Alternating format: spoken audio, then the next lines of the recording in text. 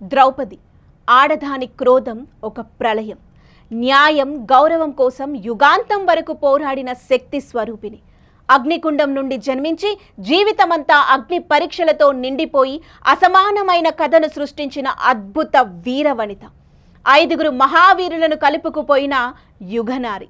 ఆమెకు రాణిగా ఉన్నంత మాత్రాన రాజ్యాలపై ఆసక్తి లేదు. సత్యం, ధర్మం, గౌరవం మాత్రమే ఆమె ధ్యేయం.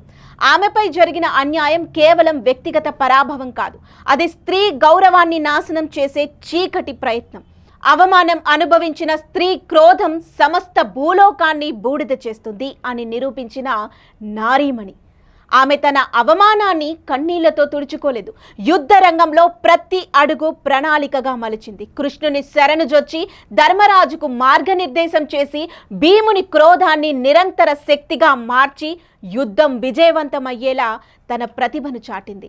పట్టాభిషేక అనంతరం ఆమెకు హస్తినాపుర రాణిగా రాజయోగం లభించవచ్చు. కానీ ఇక నా ప్రయాణం హస్తినాపురం కాదు, హిమాలయాలు అని మహాప్రస్థానం వైపు అడుగులు వేసిన త్యాగమూర్తి.